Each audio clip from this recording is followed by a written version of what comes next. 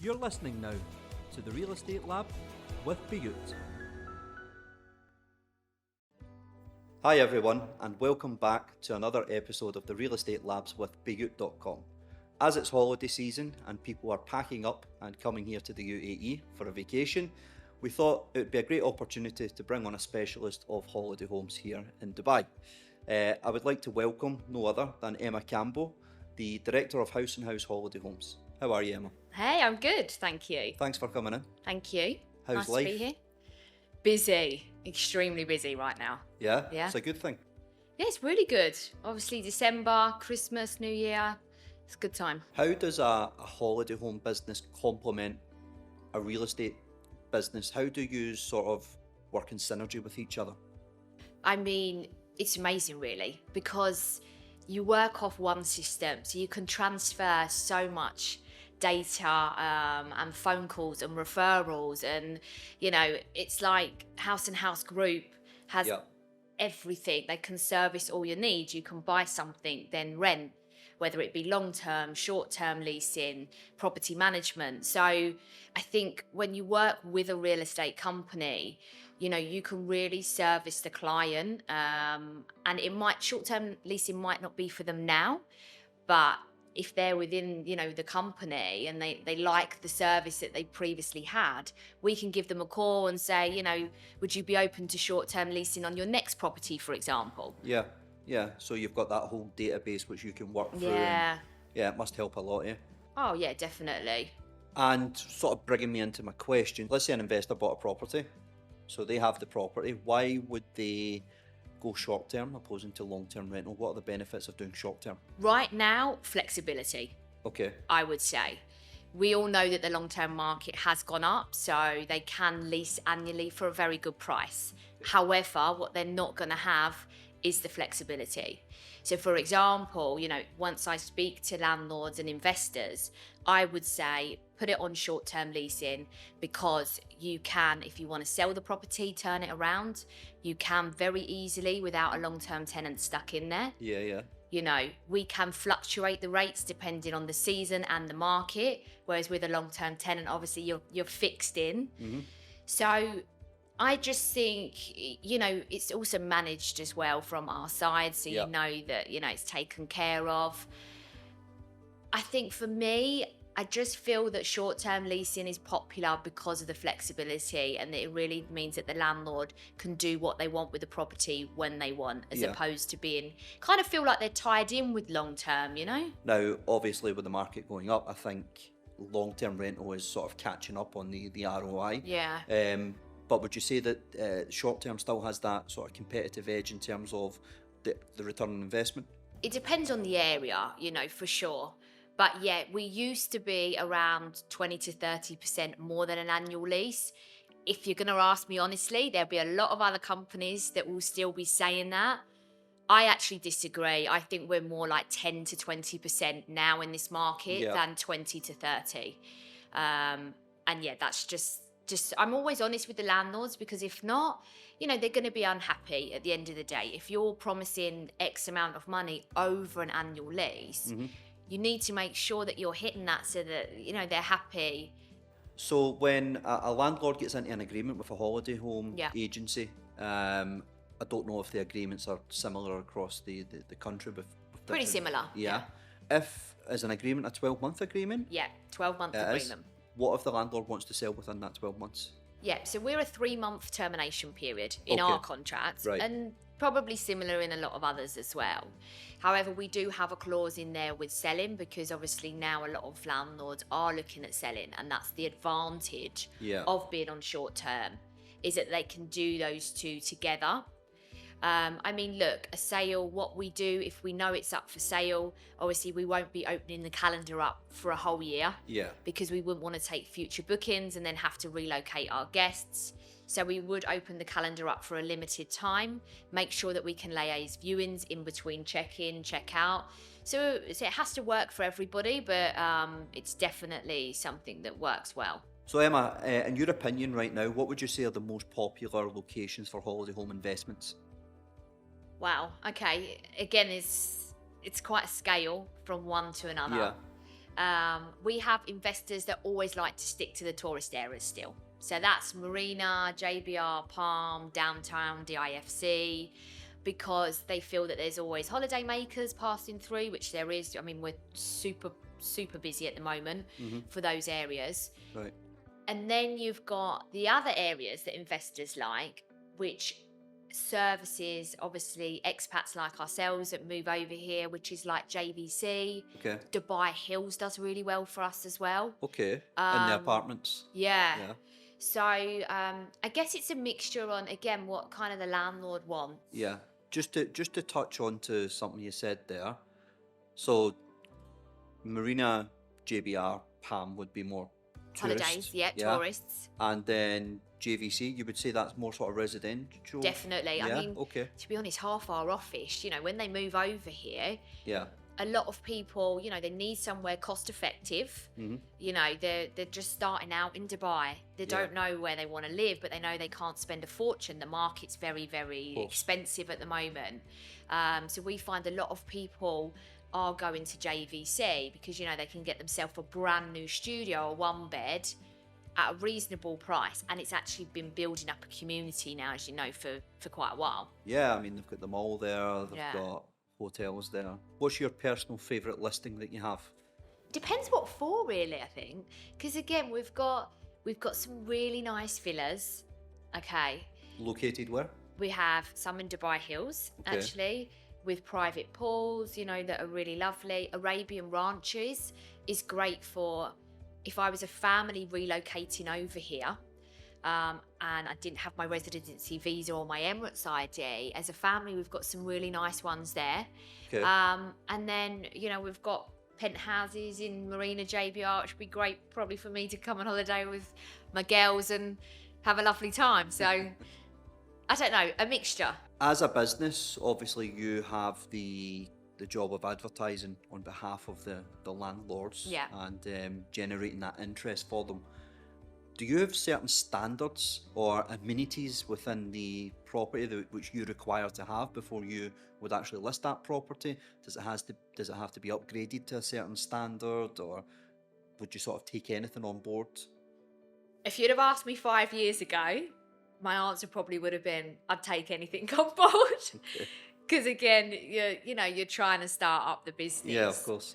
I would say we're lucky enough that we're in a position now where if this property does not look good, and the landlord really, really doesn't have pride in, it being furnished to a standard that you or me would want to live in, we won't take it on our portfolio. Okay. So it doesn't necessarily have to be, luscious furniture and highly upgraded, but it needs to be very attractive because, again, the competition, right? You've only got to go online and it's crazy. So furnishing really makes a difference. Yeah. So Emma, if I was looking to purchase a property myself and I was really interested in the sort of short-term market, what are the benefits of me using a company like yourselves opposing to just going on Airbnb and trying to rent it out myself? Good luck. If you want to do it yourself, it's hard work. There's a lot to it, operational wise as well. So if you want to do it yourself, you've got so many things to organise. Not only is it the marketing, but you need housekeeping, you need somebody to be checking in the guests, doing an inventory check, making sure there's no damage or anything broken. You also need to register the property with Dubai Tourism and get a licence. Okay. So it's a lot, and I always say to landlords, look, give it a try, but if you're working or you've got a busy family life, it's a lot to kind of juggle around, which is why we can take that headache away from you. Okay, and in terms of charges and stuff for using a holiday home company, is it pretty a set price across the market, or do people charge differently? People charge differently. I'll be honest, the market kind of sets from 15 to 25%. Okay. Roughly. Of each booking? Of each booking, of the rental. So we sit in the middle. We're at a 20% management fee at House and House. And I really feel, to be honest, maybe we should even be 25, right? I value what we was included within that. The difference is some that are on the lower kind of scale towards 15% tend to be the ones that only advertise internationally. So meaning they're not working with yourself, with Bayut and other companies on the local portal. So they're missing out on that business, I think. Or they're not doing personal check-ins. Now at House & House, we're a 24-hour check-in. Okay. So I have a team, bless them, that are running around 2, 3, 4, 5 in the morning meeting my guests. Other companies will go, your keys under your doormat, find your own way in. You know, and we know, security is hard work over here in Dubai. So, and you also need somebody, I feel, that when you meet, you know, they're like, this is your Wi-Fi password, this is where you can park your car, this is how you use the AC, you know, that's what we offer. And I feel other companies, you know, that they don't do that. I'm not saying all of them. Obviously we do housekeeping as well, which is 7 days a week. We offer that for our guests, and we have our own in-house maintenance team, which means that, you know, if somebody does call because there's an AC leak or something, we can get there and be responsive, you know, in a quick time and solve the problem. So Emma, let's talk about DTCM. How do they ensure and protect landlords and homeowners who decide to do short-term vacation rentals? Yep, so the DTCM is the Dubai Tourism, which obviously regulates the market here. So you have RERA for the real estate side, and then we have Dubai Tourism. And they've got stricter and stricter over the last few years. So they have certain rules that they put in place that we need to meet, okay? So, for example, you know, the apartment needs to have things like a prayer mat and a first aid box and a safety deposit box in the property. So there's a list of actual items, and they do go round and inspect those properties to make sure that they're fully fitted. Before you can list them, or just at random? Just randomly, spontaneously. And there's lots of required documents as well. So, you know, we work closely with them. They need all the landlord's documents. Also as well, we have to submit every single guest that walks into that property. So that's, you know, if you booked a holiday with us, we would be asking you for your passport copies. We would then upload them into the system. We pay the tourism tax on behalf of the client and then check them back out again in the system when they leave. What that does is it means that Dubai Tourism knows who is in and out of that property at each period. So if anything happens to that guest, or there was an issue that a landlord raised, they would have all that information to just make sure that the guest is secure, the landlord is secure. And, you know, years ago, maybe, this is one thing that landlords were worried about. They thought maybe that their management company could be renting out the property, say for 2 weeks, and the landlord's sitting there in Spain, and we've told the landlord, oh, it's only rented for 1 week, and then pocketing the money of the other week. Used to go on all the time. Now, Dubai Tourism, with all their regulations, where you have to check in and check out, that landlord could easily just drop a little email to the DTCM wanting to know what's going on with his property, who's checked in, and would be able to find out how long they stayed for.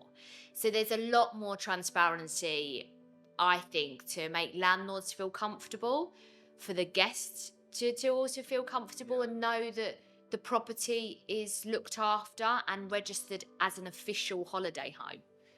And it's somewhere for, you know, if an incident happened or they had a complaint, you know, it's where they would go to. So Emma, we're going to play a game here, okay? And we're hoping that you can inspire the next holiday seekers coming here to Dubai.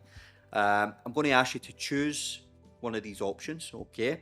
Explain your choice and discuss how each feature contributes to your ideal Dubai holiday home. Right. Okay? So the first one is cityscape views versus garden sanctuary. Option A is a high-rise holiday home with a stunning cityscape view. Option B is a villa with a private garden oasis for a serene escape. What are you choosing? What would I choose? Yeah, and why? If it was my first time coming to Dubai, I would choose the high-rise building with the view. I'd want to go and see the Burj Khalifa, be in downtown, be amongst it. Yeah. That's what I'd pick. Because I think it's very iconic. Yeah, absolutely. Yeah. And I think one of the main things about Dubai is the impressive skyline, Yeah, definitely. So you want to be in amongst that. Just the buzz of it. I like a city, so... Okay, question 2. Beachfront bliss versus desert oasis. Okay. Option A. A beachfront holiday home with direct access to the sandy shores. Or option B. A desert retreat with a tranquil surroundings and the dune views. Definitely option A. Yeah, I think I would agree with Has you. it got on that. private pool as well, option A? No, it doesn't say that, but I'm sure we could find one. Alright, yeah. Yeah. I mean, that's ideal, isn't it? Right on the beach and a pool. Right. What beach? Where? But yeah, I would probably do one of the Palm Villas. Yeah. Yeah. I like the Palm. You know, you've got everything there. All the beach clubs there as well if you wanted to go outside of your villa. Yeah. Restaurants, bars. Yeah, everything. Yeah. Okay, question 3. Exclusive amenities versus community engagement.